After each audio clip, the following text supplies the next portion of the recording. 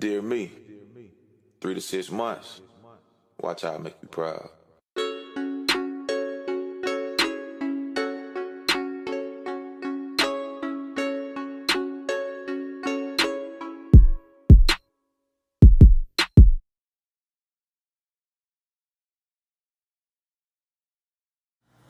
Hey, welcome back, YouTube. Welcome to week 6 of my journey to Hyrox.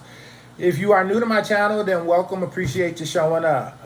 If you're not familiar with what Hyrox is a fitness challenge that consists of 8 events. Each event is preceded by 8 fitness stations. So in total for a Hyrox event, you'll do 5 miles of running, coupled with 8 fitness exercises. If everything goes well and continues to trend in the right direction, hopefully I will be competing at Hyrox Chicago on November 5th. So the week 6 recap. Not a lot happened in week 6. I'm basically in the midst of the normal grind. That comes with preparing for a competition like Hyrox or any other competition or any other sport. And not everything is something to write home about. I decided to post this video anyway because I think most of the stuff on social media or most of the stuff related to fitness on social media is sensationalized. And so what happens is people, when they look at videos, they're kind of like, hey, you know what? Or when they're doing a workout and they reference a video, they're kind of like, hey, why doesn't my stuff look as exciting as this person is doing? Every day they're posting exciting stuff. No, they're not. Not every day is exciting. This is what you call the grind. This is the stuff that makes it hard to train. This is the monotonous stuff. It's the same stuff week in and week out, just preparing to get your body ready for whatever competition or whatever event you have coming up. What you'll realize on my channel is that I won't sensationalize any type of training or any type of fitness.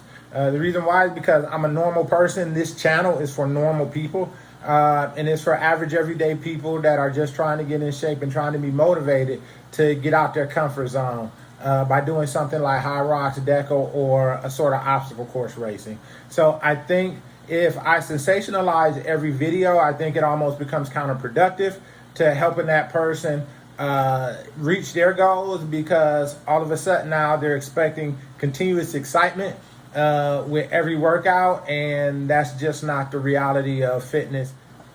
So week 6 was more of a deload week for me. So what deload means is basically you're still going to the gym, you're still working out, but you're just doing less reps and typically with less weight. You're just trying to give your body an opportunity to recover from the wear and tear that you've been doing for the previous weeks. Again, for me, this is 6 weeks. This is week 6. So in total, this is the week 6 recap. So when you're viewing this, I've already done 6 weeks. I did 5 weeks of hard training. And now this is an opportunity for my body to recover, give my body a week to still stay active, but give my body a week to recover and kind of rebuild itself. So for week 6, I did stray away some from my traditional Hyrox and Deca training. It was planned.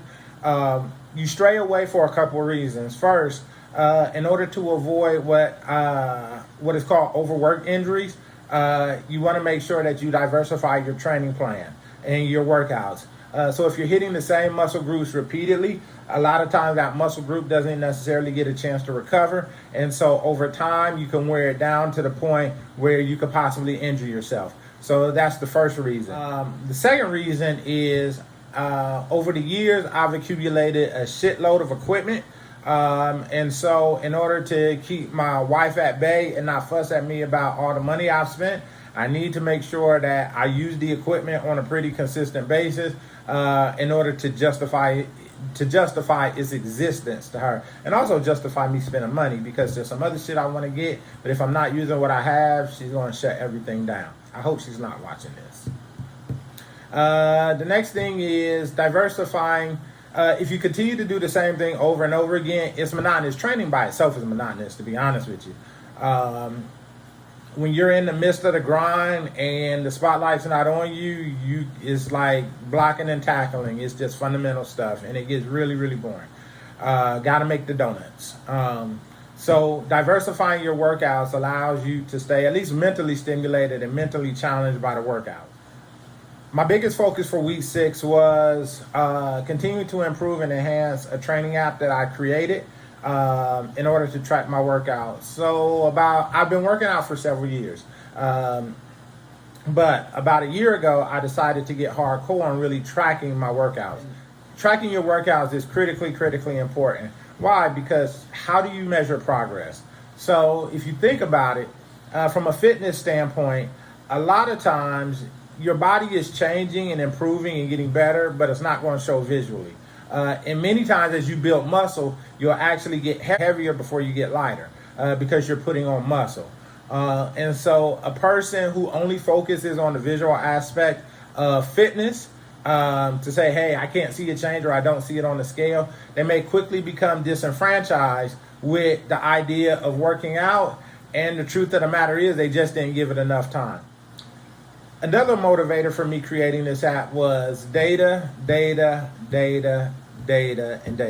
So in the absence of concrete evidence, as a track coach, this is what I tell all my athletes. In the absence of concrete evidence, you use data as your guiding source. So what tracking your workouts allows you to do is to extract data from your workouts to, number one, show that you're improving. If you're not improving, then you have this data that you can use and hopefully you can leverage and extrapolate other information to show where you need to improve at. For example, I've gotten in much better shape from just competing standpoint. So when I go to a Deca Strong, a Deca Mile, a Deca Fit Challenge, and I'm expecting even a Hyrox, I expect to do pretty well. My endurance has improved, my strength has improved, my work capacity overall has improved. But what hasn't actually improved, or I haven't seen a huge drop, is my weight. So recently I started tracking my heart rate zones. And in looking at the data from my heart rate zones, I realized that most of my workouts, my average heart rate zone was zone 3, which zone 3 is more of improving fitness. Zone 2 is losing weight.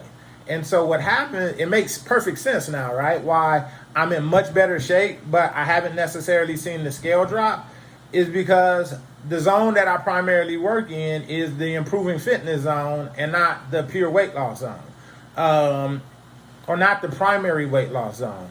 So having an app that allows you to like track heart rate zones and track different things like that allows you to use that data to identify why, if you're expecting to see a certain change, you may not see that change. It's not necessarily a bad thing. It's just a lot of times just having a reason why something is happening is good enough. Now, you might be wondering, why didn't I use an app that was already out there? Well, one of the reasons why I didn't use an app that was already out there is because it's something I call the 80-20 rule.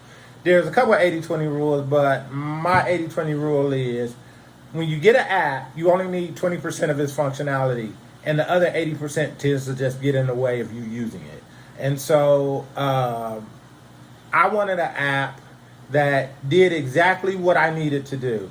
So I needed to follow what we call the KISS model, to keep it super simple. It's actually keep it simple, stupid, but I don't like the stupid part. So I just say keep it super simple. Well, that's it for me for week 6. If you like what you heard, please hit the subscribe and the like button. It would be great. Follow along so you can follow along with me on this journey as I trend towards Hyrox Chicago. Also, be on the lookout for a video where I do a walkthrough of my training app. Hit the subscribe button so you can get alerted when I release a new video. That should be coming out in the next week or two. So until next time, peace, love, and soul. And head on over and check out my workout grind from week 6.